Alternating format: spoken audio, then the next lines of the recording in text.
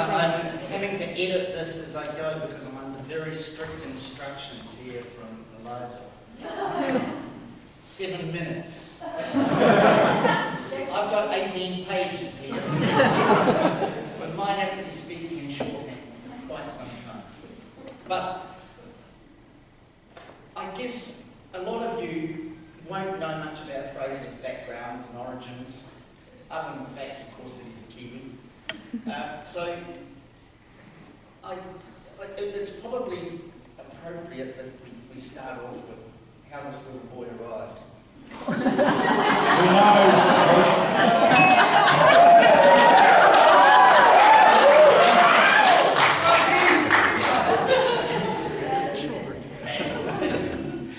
Anyway, he arrived very, very early. I was still at work at the time. In fact, Marianne was still working, and we were due to go out to dinner the next night for her to finish work, and lo and behold, we still hadn't had it. In fact, the cat and I had cold sausages as Marianne lay in the hospital after Fraser was delivered, a bit over 6 weeks early, and at 4 pounds 7 ounces. And Collins mentioned his ability to eat, and he certainly was a great eater. We called him the tooth merchant. But as you can see, eating doesn't do you any harm. He's really managed to maintain that physique that Angus has obviously helped with training. The path of Fraser's to where he is today hasn't been smooth, because he's always been a bright young guy. In fact, he and I, we worked and walked in the hills, we read books together, and he worked so hard at school that he was getting promoted above the rest of the kids in the class. So he was doing, for example, 5th form work in the 4th form. So he was always working really hard and achieving the whole time. And some of the hardest work that he had to do, of course, was to get Eliza here into the country. We all know the story. But Fraser is, after they decided to resume this relationship, he's out there at Glasgow Airport and he's pacing. And he's pacing, and he's pacing. Now, unfortunately, of course, he was pacing at the domestic arrivals and international.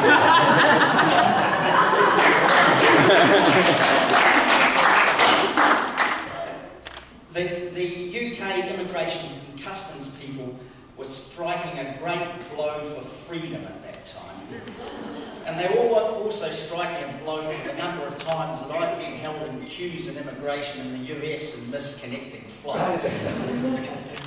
So there she was for 2 or 3 hours as some big guy from the East End grilled him. Steve, that was the guy. Steve from the East End grilled her, his tattoos dripping blood. And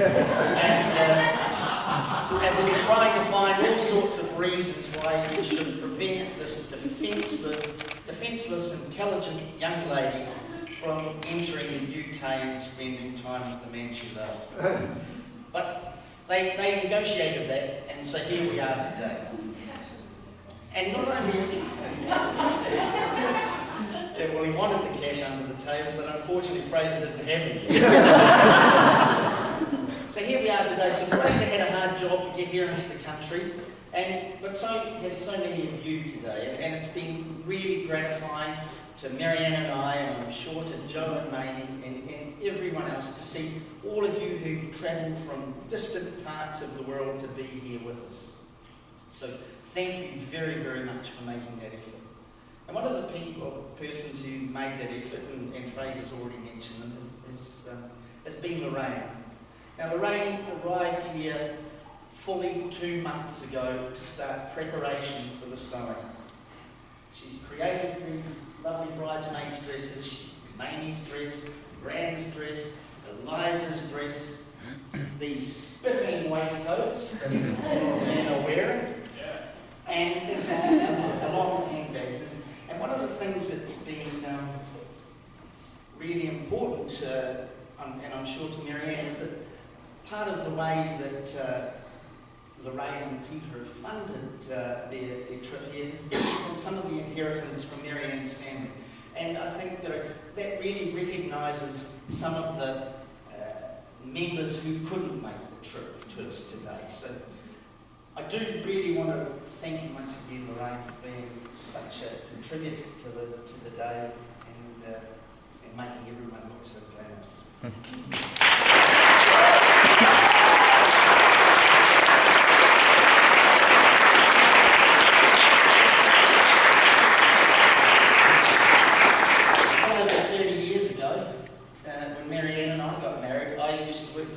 Telecom organisation in New Zealand at that time, and that was a bit before faxes, certainly before PowerPoint and smartphones and so forth. We used to get telegrams, and because I worked for the telecoms organisation, and the guys who were my work colleagues in that part of the business, they were able to take all the good telegrams and send them to me. So we got hundreds of telegrams that had to be read. But those are the days that passed. This morning, though, I went through our inbox and finally got Marianne and Colin off their Facebook interchanges and read through all the messages. And I certainly want to just give some of the messages from our friends, and unfortunately these are all from the Twaddle and Loire side of the family to me, but I hope you'll bear with us. Now, the first one is from Father Brian O'Connell. And Father Brian O'Connell was actually the priest who married Marianne and I. He's a cousin of Marianne's, and he arrived to visit us on the day that Fraser and Eliza announced their engagement. So Brian says, thinking of you on this special day, it is a happy day for our family, gaining a new member, and a new member of such quality and beauty. I think they must be alive. I hope the day goes well and everyone has a great time. And prayerful blessings for your future, and enjoy your honeymoon, wherever you go. Now the second note comes from actually very good friends of ours from New Zealand who stayed over here with us in Scotland, and are well known to Ray and Jackie Stott, who made the way from Lower. And Peter and Lorraine Stewart, they've just sent a message to you two, wishing you the best for your wedding day. And they say something about some other wedding down in London. And I hope yours goes well. And they say, of course, they understand that because all the horses and carriages we use down in London, they'll be unavailable up here in Glasgow today. But the occasion up here is just as important. From my uncle, so Fraser's great uncle, Don and Gloria, they wish you a very enjoyable wedding. No doubt there'll be lots of men in their kilts, and Gloria must have written this, so she says she hopes the wind isn't blowing too hard. Please send some photos.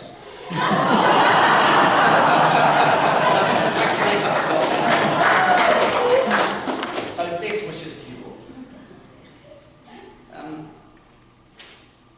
This is from Marianne's cousin and Mark's, Chris Campbell, and she just says she wants to send you all your love on this, all her love on this day.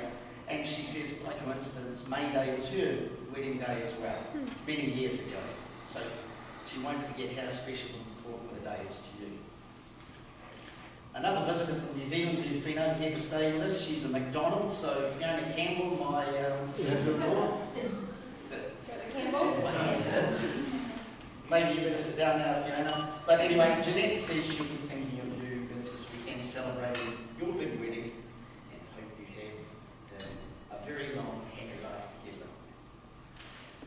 Now here's the criminal side of the family, Australian.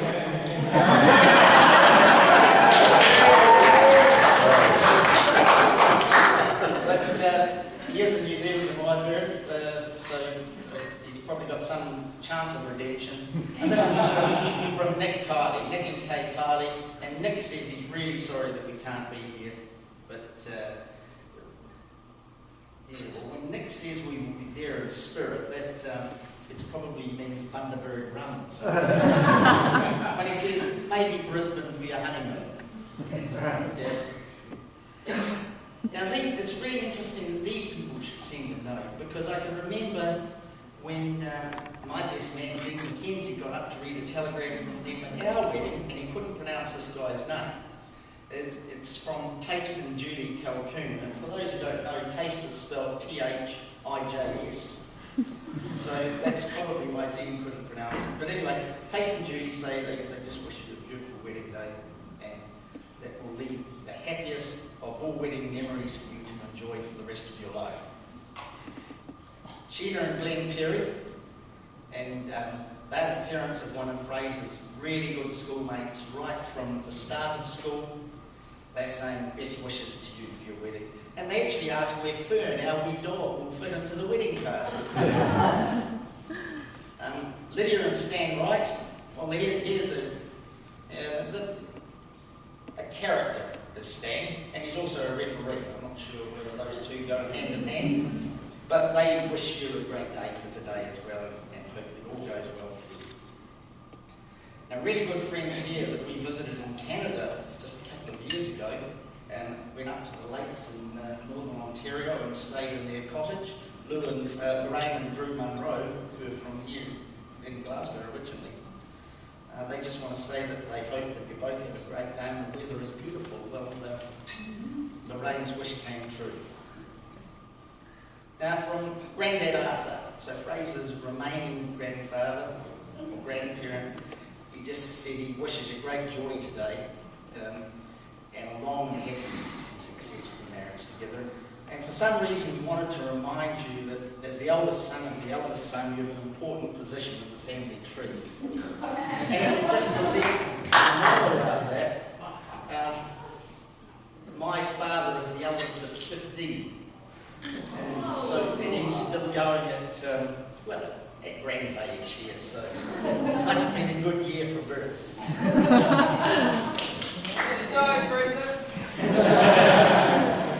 Now the final message that I have here is actually from Fraser's godfather.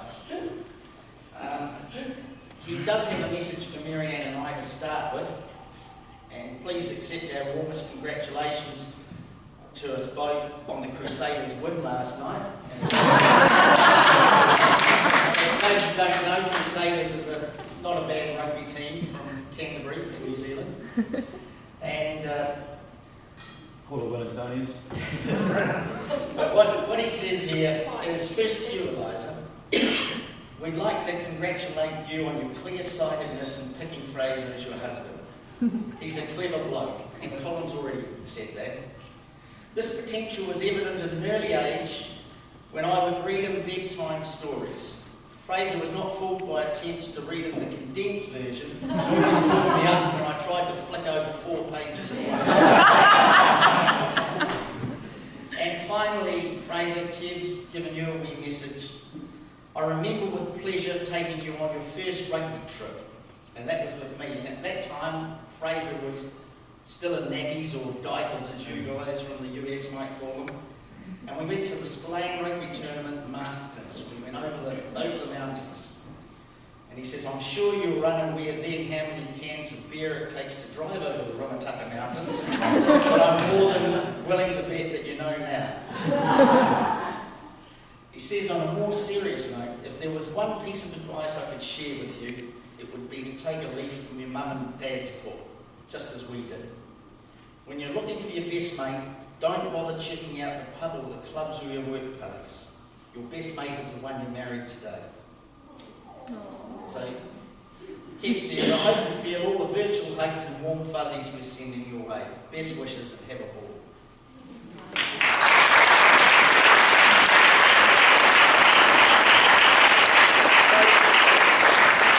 Just 7 minutes, Eliza.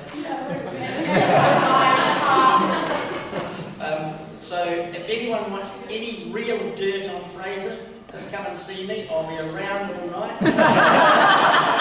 I'm more than happy to share it with you. But once again, thanks everyone for coming and helping us make this such a special occasion today. I'm a big boy and a rugby boy, and I've been in the odd fight and I've lost most of them. When I'm sitting down there with tears running down my face today, I could never have been more proud.